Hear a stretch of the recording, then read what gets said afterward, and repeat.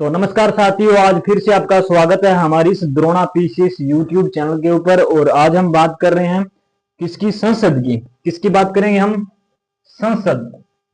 कल हमने पढ़ा था प्रधानमंत्री, उप प्रधानमंत्री भी पढ़ लिया था। आज हम किसकी बात करेंगे? संसद की बात करेंगे। संसद के सदन पूछे तो सदन पूछे, सदन कितने होते हैं? आपको एक शब्द ध्यान रखना है, कौन सा? सरला। सरला शब्द आप ध्यान रखोगे तो इससे क्या हो जाएगा? संसद। र से राज्यसभा और ल से लोकसभा, तो क्या हो गए? लोकसभा। सदन कितने होते हैं? दो होते हैं, लोकसभा और एक कौन सा सदन होता है? राज्यसभा। कौन सा होता है? राज्यसभा। अगर अंग पूछे कि संसद के अंग कितने होते हैं, यानी सदन तो होते हैं दो और अंग पूछ ले तो कितने होते हैं? तीन। सदन दो कौन कौन से? राज्यसभा और लोकसभा। अगर अंग पूछे अंग कितने होते हैं तो अंग होते हैं तीन। तीसरा कौन होता है? राज्यसभा लोकसभा के साथ किसको शामिल कर लेंगे हम? राष्ट्रपति को शामिल कर लेंगे।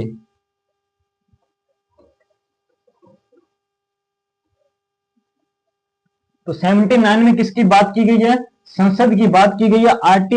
आर्टिकल 79 में क्या लिखा हुआ है? संसद के तीन अंग होंगे। क्या? संसद के तीन अंग व दो सदन होंगे।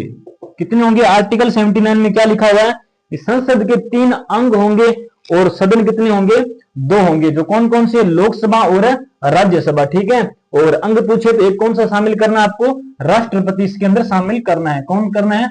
राष्ट्रपति शामिल आपको क्या करना है? इसमें करना है अंग के अंदर। तो 79 में क्या लिखा हुआ? संसद के तीन अंग होंगे और दो सदन होंगे। अब हम बात करेंगे संसद के दो सदनों की, राज्यसभा और लोकसभा की। सरला संसद और संसद के दो सदन, राज्यसभा और लोकसभा। कौन कौन से? राज्यसभा, राज्यसभा और एक कौन सा सदन होता है? लोकसभा। 79 में किसका बात की गई है? संसद की। 80 में किसकी बात है? राज्यसभा की। और आर्टिकल 81 के अंदर किसकी बात की हुई है? लोकसभा की बात की गई है। तो अब इस राज्यसभा को किन किन उपनामों से जाना जाता है और लोकसभा को किन किन उपनामों से जाना जाता है, हम क्या करेंगे? उनकी बात करेंगे। तो राज्यसभा क्या होता है? क्या होता है? उच्च सदन होता है। राज्यसभा क्या होता है? उच्च सदन होता है, जो कभी भंग नहीं होता है। ठीक है। तो क्या होगा? स्थायी सदन होगा। ये क्या है? ये स्थायी सदन है। ठीक है, स्थायी सदन है ये। दूसरी बात, एक और नाम है इसका, ये क्या है? उच्च सदन है। क्या है? उच्च सदन है। कौन सा सदन है? द्वितीय सदन है। पहला सदन कौन हो जाएगा? लोकसभा। और ये कौन सा सदन है? द्वितीय सदन है। ये किसका सदन है? राज्यों का सदन है। राज्यों का सदन इसे क्यों कहा जाता है? राज्यों का सदन क्योंकि इसमें जो भाग लेते हैं वो सभी राज्यों से आते हैं। ठीक है। और दूसरी बात, विद्वानों का सदन कह सकते हैं हम। क्या होंगे? विद्वानों का सदन, मतलब इसके अंदर ज्यादा उम्र के बंदे होते हैं। ठीक है, विद्वानों का सदन। इसके विपरीत के अंदर कौन सा? लोकसभा के अंदर ये स्थायी सदन है, तो ये कौन सा हो जाएगा? अस्थायी सदन होता है। क्या? अस्थायी सदन कौन सा होता है? लोकसभा। क्योंकि भंग हो सकता है, राज्यसभा क्या है? कभी भंग नहीं होती। ये उच्च सदन है तो कौन सा हो जाएगा? ये निम्न सदन हो जाएगा। कौन सा? निम्न, विपरीत हो जाएगा निम्न सदन। आपको क्या ध्यान रखना है? आपको इनमें से दोनों में से एक ध्यान रखना है। और दूसरा, एक को अगर आप राज्यसभा को या लोकसभा को याद करते हो तो जैसे आपने राज्यसभा को याद किया तो ऑटोमेटिक क्या हो जाएगा? लोकसभा आपको याद हो जाएगा। जैसे द्वितीय सदन है तो ये कौन सा हो जाएगा? प्रथम सदन हो जाएगा। कौन सा सदन? प्रथम सदन। ठीक है। ये राज्यों का सदन है तो ये किसका हो जाएगा? ये जनता का सदन हो जाएगा। जनता का सदन। और एक और है भावनाओं का सदन। क्या है ये? इसे हम भावनाओं का सदन भी कह सकते हैं। भावनाओं का सदन। और एक और नाम दे सकते हैं हम इसको, लोकप्रिय सदन। क्या कह सकते हैं? लोकप्रिय सदन कह सकते हैं। तो राज्यसभा में क्या क्या नाम दिया है राज्यसभा को? स्थायी सदन, उच्च सदन, द्वितीय सदन, राज्यों का सदन और क्या है? विद्वानों का सदन। उसके विपरीत कौन सा है? लोकसभा। लोकसभा को किन किन नामों की जाना जाता है? तो अस्थायी सदन, निम्न सदन, प्रथम सदन, जनता का सदन और भावनाओं का सदन, और क्या है? लोकप्रिय सदन। ठीक है, तो एक बार आप इसको नोट कीजिए।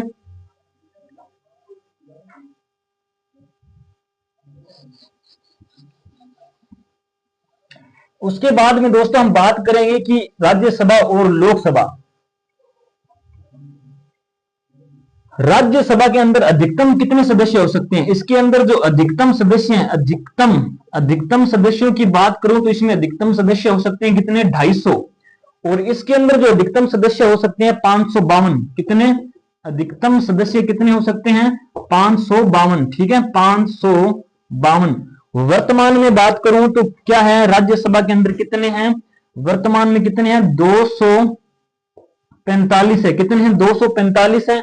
और इसमें 543 है। इसमें कितने हैं वर्तमान में? 543 सदस्य होते हैं निर्वाचित। ठीक है, तो जैसे 545 में से सभी राज्यों के अंदर हमारे राजस्थान में कितने हैं? राज्यसभा से कितने सदस्य हैं? राज्यसभा से कितने सदस्य हैं? 10 है। सबसे ज्यादा किसके? यूपी की है। उत्तर प्रदेश की कितने हैं? 31 है। कितने हैं? 31 है। ठीक है, और हरियाणा के पूछे तो कितने हैं? 5 है। हरियाणा की 5, पंजाब के 7 है। हाँ, पंजाब की कितने हैं? पंजाब की कितने हैं? 7 सदस्य। मतलब राज्यसभा में राजस्थान के कितने सदस्य जाते हैं? तो 10 सदस्य जाते हैं। उत्तर प्रदेश के सबसे ज्यादा है, 31 है। और हरियाणा की 5 है। और पंजाब के कितने हैं? 7 है। ठीक है, पंजाब की कितने हैं? 7 हैं। गुजरात की कितने हैं? गुजरात के 11 हैं। गुजरात की कितने हैं? 11 है। और एमपी के भी कितने हैं दोस्तों? 11 है। तो टोटल अधिकतम 250, वर्तमान में 245 है, जिसमें से राजस्थान से 10, उत्तर प्रदेश से 31, हरियाणा से 5 है, पंजाब से 7 है, गुजरात से 11 है, और मध्य प्रदेश से कितने हैं? 11 है। ठीक है, तो ये 500 सदस्य क्या होते हैं? ये निर्वाचित होते हैं। ठीक है, तो संसद की हमने बात की, राज्यसभा 80 के अंदर, लोकसभा 81 के अंदर है, और अधिकतम सदस्यों की हमने बात की इसमें 250, और इसमें कितने होते हैं? 552। तो आप इसको एक बार नोट कीजिए। यहां से दोस्तों प्रश्न बन जाता है कि राजस्थान से कितने जाते हैं, हरियाणा से, उत्तर प्रदेश से, लोकसभा से, तो आपको क्या है? याद करना पड़ेगा।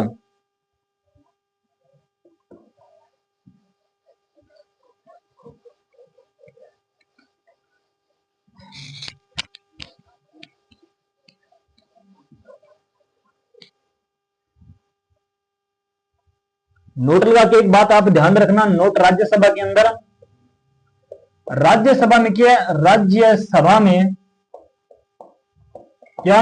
राज्यसभा में एससी व एसटी हेतु आरक्षित सीटों का क्या प्रावधान नहीं है। ठीक है, राज्यसभा में एससी व एसटी सीटों, एससी सीटों, एसटी हेतु आरक्षित सीटों का प्रावधान नहीं है। क्या है? राज्यसभा में एससी व एसटी हेतु आरक्षित सीटों का क्या प्रावधान नहीं है। उसके बाद हम लिखेंगे आर्टिकल अनुच्छेद 330। आर्टिकल अनुच्छेद 330 में क्या लिखा हुआ है? लोकसभा में एससी और एसटी हेतु आरक्षित सीटों का प्रावधान होगा। मतलब लोकसभा में एससी व एसटी हेतु आरक्षित सीटों का जो प्रावधान है वो किसमें है? आरक्षित सीटों का प्रावधान किसके अंदर है? वो आर्टिकल 330 के अंदर है। मतलब लोकसभा के अंदर एससी और एसटी सीट जो आरक्षित है वो किसमें लिखी हुई है? ये बात आर्टिकल 330 के अंदर लिखी गई है। ठीक है, तो राजस्थान में इसमें से क्या? राजस्थान में हमारी लोकसभा सीट, राजस्थान में जो लोकसभा सीट है वो कितनी है? राजस्थान में लोकसभा सीट की बात करूं तो कितनी है?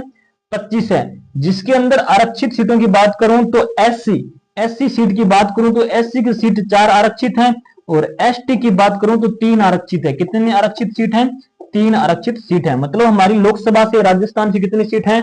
25 सीट है। कितनी है? 25 है, जिसमें से एससी की 4 है आरक्षित, और एसटी की कितनी है दोस्तों? 3 सीट क्या है? आरक्षित है। तो एक बार आप इसको नोट कीजिए।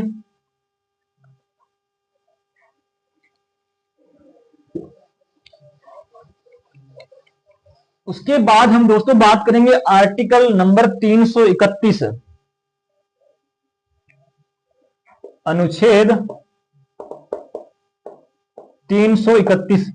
यदि इसमें लिखा हुआ है, यदि लोकसभा में अंग्ल भारतीय समुदाय को उचित प्रतिनिधित्व नहीं मिलता है तो क्या है, राष्ट्रपति लोकसभा में कितने सदस्य मनोनीत कर सकता है? 2 सदस्य। लेकिन ध्यान रखना, यह प्रावधान वर्तमान में क्या है, समाप्त हो चुका है। तो क्या लिखा हुआ है 31 में, यदि लोकसभा में अंग्ल भारतीय समुदाय को उच्च प्रतिनिधित्व ना मिले तो राष्ट्रपति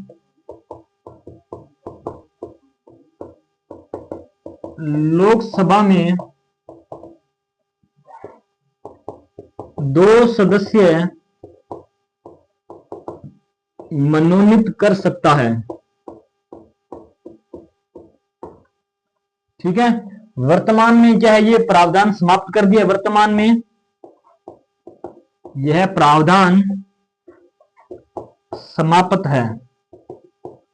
ठीक है, तो आर्टिकल 31 में क्या है, यदि लोकसभा में कोई भी अंग्ल भारतीय समुदाय है, अगर उसको उचित प्रतिनिधित्व नहीं मिलता है ना, तो वो क्या कर सकता है, राष्ट्रपति 2 अंग्ल भारतीयों को क्या कर सकता है, लोकसभा में मनोनीत कर सकता है। क्या कर सकता है, मनोनीत कर सकता है। लेकिन वर्तमान में ये क्या है, समाप्त हो चुका है। तो आप इसको एक बार नोट कीजिए, आर्टिकल 331 को।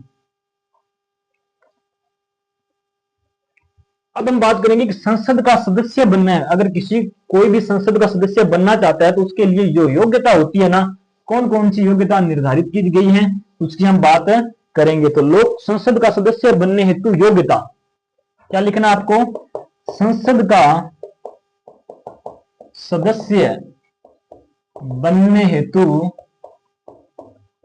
योग्यता क्या है, संसद का सदस्य बनने हेतु योग्यता कौन से नंबर आर्टिकल के है, आर्टिकल नंबर 84 के अंदर है। 84 के अंदर क्या लिखा हुआ है, संसद के सदस्यों की जो योग्यता है ना, वो किसमें लिखी गई है दोस्तों, 84 के अंदर लिखी गई है। इसके अंदर कौन कौन सी योग्यता है बात करूं मैं, तो सबसे पहला है कि भारत का नागरिक होना चाहिए। क्या है, क्या होना चाहिए, भारत का नागरिक होना चाहिए। भारत का नागरिक होना चाहिए। क्या होना चाहिए, भारत का नागरिक होना चाहिए। दूसरी बात क्या है, न्यूनतम उम्र कितनी होनी चाहिए, न्यूनतम जो एज है वो कितनी होनी चाहिए, 25 वर्ष होनी चाहिए। न्यूनतम उम्र 25 वर्ष होनी चाहिए। ठीक है, और राज्यसभा में कितनी होनी चाहिए न्यूनतम उम्र, राज्यसभा के अंदर ये होगी 30 वर्ष। कितनी, 30 वर्ष कितनी होनी चाहिए, 30 वर्ष होनी चाहिए। ठीक है, उसके बाद में तीसरी अनुसूची के तहत उम्मीदवार की शपथ लेनी होगी। क्या लेनी होगी, पहली बार क्या उम्मीदवार की उसे शपथ लेनी होगी, तीसरी अनुसूची के तहत उम्मीदवार की शपथ लेनी होगी। ठीक है, दूसरी बात क्या है, संसद द्वारा निर्धारित विधि के तहत अन्य योग्यताओं की पूर्ति करता हो। मतलब संसद ने जो निर्धारित कर रखा है वो सभी क्या हो, पूर्ति करता हो। संसद द्वारा निर्धारित संसद द्वारा निर्धारित विधि के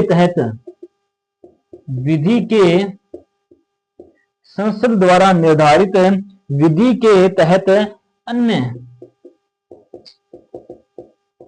योग्यताओं की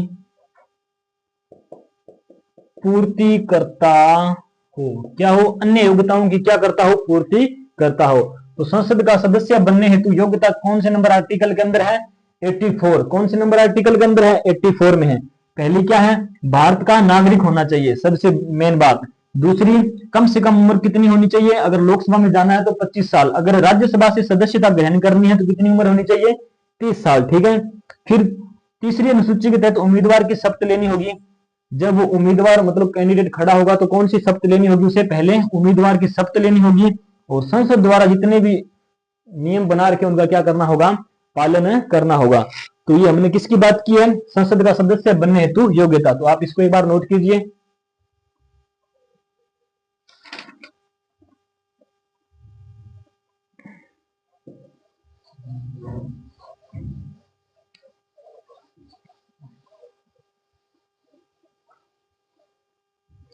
तो राज्यसभा और लोकसभा के बीच में हम तुलना करेंगे। राज्यसभा और लोकसभा, राज्यसभा और लोकसभा। तो राज्यसभा के अंदर क्या है, राज्यसभा में हम देखेंगे राज्यसभा सदस्यों का चुनाव अप्रत्यक्ष विधि से होता है। क्या, राज्यसभा के सदस्यों का चुनाव कैसे होता है, अप्रत्यक्ष विधि से होता है। तो राज्यसभा के सदस्यों का जो चुनाव है अप्रत्यक्ष विधि से होता है, अप्रत्यक्ष विधि से होता है। कैसे चुनाव होता है, अप्रत्यक्ष विधि से होता है, जिसमें संबंधित राज्य की विधानसभा के निर्वाचित है। कौन कौन भाग लेते हैं, जिसमें संबंधित राज्य के विधानसभा के निर्वाचित सदस्य भाग लेते हैं, निर्वाचित सदस्य भाग लेते हैं। किस विधि से होगा, अप्रत्यक्ष विधि से। और लोकसभा की बात करूं तो लोकसभा सदस्यों का निर्वाचन प्रत्यक्ष रूप से होता है, सार्वजनिक वयस्क मताधिकार के आधार पर। तो चुनाव कैसे होगा, इसका जो चुनाव होगा वो प्रत्यक्ष तरीके से होगा, प्रत्यक्ष रूप से सार्वभौमिक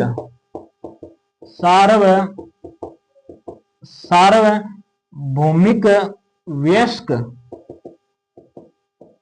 मताधिकार के आधार पर इनका चुनाव क्या होगा, चुनाव होगा। ठीक है। तो राज्यसभा की अगर बात करूं तो चुनाव कैसे होगा, अप्रत्यक्ष तरीके से। कौन सी विधि का पालन किया जाएगा, अप्रत्यक्ष। इनका चुनाव पूछे तो लोकसभा में प्रत्यक्ष तरीके से होगा, इसमें सार्वभौमिक वयस्क मताधिकार के आधार पर होगा। और इसमें जो होगा ना, संबंधित जितने भी राज्य हैं उनके अगर जो सदस्य आएंगे विधानसभा के, इसमें निर्वाचित सदस्य क्या लेते हैं, भाग लेते हैं। तो एक बार आप इसको नोट कीजिए।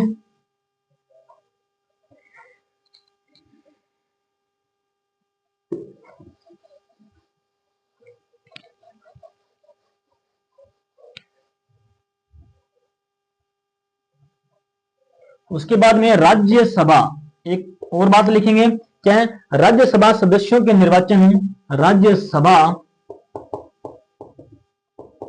सदस्यों के निर्वाचन, राज्यसभा सदस्यों के निर्वाचन में एकल संक्रमणीय, ठीक है, एकल संक्रमणीय, राज्यसभा सदस्यों के निर्वाचन में एकल संक्रमणीय एकल संक्रमणीय अनुपातिक प्रतिनिधित्व एकल संक्रमणीय अनुपातिक प्रतिनिधित्व खुली मतदान प्रणाली, खुली यानी खुली मतदान प्रणाली को अपनाया जाता है। ठीक है। और इसके अंदर क्या होता है, इसमें क्या होगा, निर्वाचन में एकल संक्रमणीय अनुपातिक प्रतिनिधित्व खुली मतदान का क्या है, प्रणाली को क्या किया जाएगा, अपनाया जाएगा। ठीक है। इसमें आप एक नोट लगा के बात ध्यान रखना, जो वयस्क, मूल संविधान में वयस्क मताधिकार की आयु कितनी थी, मूल संविधान में जो वयस्क मताधिकार की आयु कितनी थी, तो वयस्क मताधिकार की आयु थी 21 साल का जब होता था तो क्या करना होता था, उसे चुनाव का दर्जा प्राप्त दिया जाता था, मतलब वो चुनाव में भाग ले सकता था। वर्तमान में क्या है, इसके लिए 61वां संविधान संशोधन 1989 को 61वां संविधान संशोधन किया गया, जिसके अंदर क्या कर दी, इसकी उम्र 18 वर्ष, मतलब अब जो कम से कम कितनी उम्र होनी चाहिए, 18 वर्ष जिसकी उम्र है वो क्या कर सकता है, मतदान दे सकता है। तो पहले मतदान देने की जो एज थी वो कितनी थी, 21 साल। 21 साल से 18 वर्ष कब की गई, 1989 को की गई। कौन सा संविधान संशोधन किया गया, 61वां संविधान संशोधन किया गया। मतलब संविधान में संशोधन किया 61वां और 1989 को, और कौन सी उम्र कर दी, 18 साल, मतलब 3 साल घटा दी। तो आप इसको एक बार स्क्रीनशॉट लीजिए।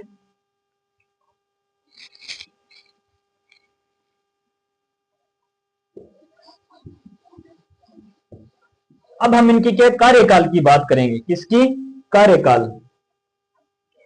कार्यकाल की बात करूंगा तो इन दोनों का जो कार्यकाल आता है वो कौन से नंबर आर्टिकल के अंतर्गत, 383, मतलब 83 नंबर आर्टिकल के अंदर क्या आता है, इनका कार्यकाल आता है।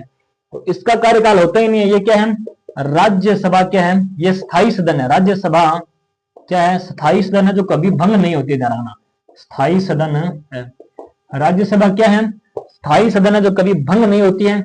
इसका कार्यकाल नहीं होता है क्या, सदन है जिसका कार्यकाल नहीं होता,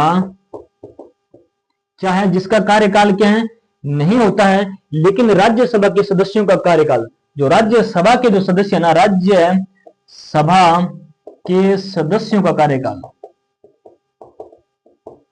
अब आप सोच रहे होंगे सदस्यों का कार्यकाल, यहां पर आप बोल रहे हो कि कार्यकाल नहीं होता। अब यहां पर आप लिखा रहे हो कि राज्यसभा के सदस्यों का कार्यकाल 6 साल में लिखाऊंगा आगे। तो ये क्या, राज्यसभा, यहां पर राज्यसभा की बात कर रहा हूं कि राज्यसभा क्या है, स्थायी सदन है, ठीक है।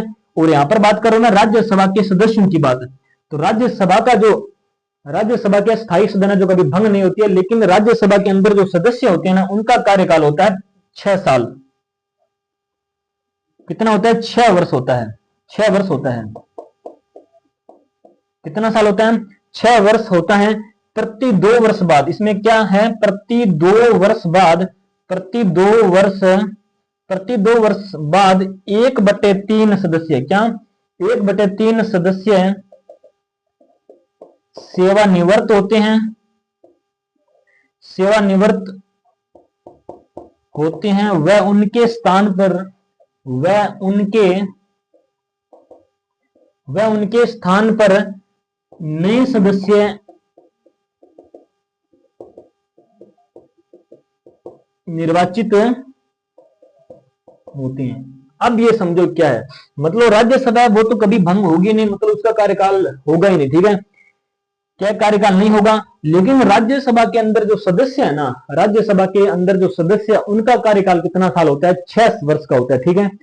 प्रत्येक 2 साल के बाद 1/3 सदस्य जाएंगे और उन्हीं के स्थान पर क्या है, जितने सदस्य गए हैं उतने सदस्य क्या है वापिस आएंगे, ठीक है। तो कितने जाएंगे, 1/3 सदस्य जाएंगे प्रत्येक 2 साल के बाद, ठीक है। ये क्या है, ये है अस्थायी सदन, अस्थायी सदन है जो भंग हो जाता है, कि अस्थायी सदन नहीं है। सामान्यतः इसका कार्यकाल कितना होता है, सामान्यतः इसका मैं बात करूं तो कार्यकाल होता है सामान्यतः 5 वर्ष, लेकिन 5 वर्ष से पहले भी क्या हो सकता है, ये भंग हो सकती है। अगर राष्ट्रीय आपात लगा हो, राष्ट्रीय आपातकाल के दौरान, राष्ट्रीय आपातकाल के दौरान लोकसभा के कार्यकाल कितना वर्ष बढ़ाया जा सकता है, 1 साल के लिए। लोकसभा के कार्यकाल को 1 वर्ष तक बढ़ाया जा सकता है, बढ़ाया जा, क्या किया जा सकता है, 1 वर्ष तक बढ़ाया जा सकता है, ठीक है। तो कार्यकाल की बात हो गई, तो आप इसे एक बार नोट कीजिए।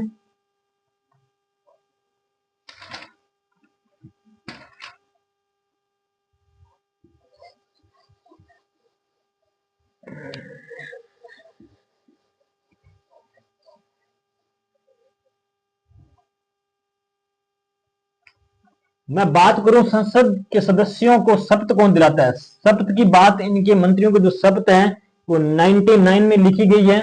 शपथ कौन दिलाता है, राष्ट्रपति। संसद के सदस्यों को शपथ कौन दिलाएगा, राष्ट्रपति या उसके प्रतिनिधि द्वारा दिलाई जा सकती है, उसके प्रतिनिधि द्वारा दिलाई जाती है, क्या, शपथ किसके द्वारा दिलाई जाती है? राष्ट्रपति के द्वारा दिलाई जाती है, उसके प्रतिनिधि के द्वारा दिलाई जाती है।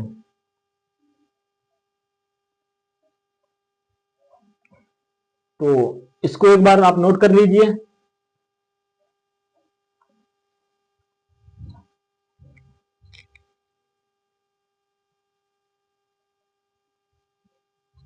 तो आज हम सप्तक की बात करेंगे। कल दोस्तों हम बात करेंगे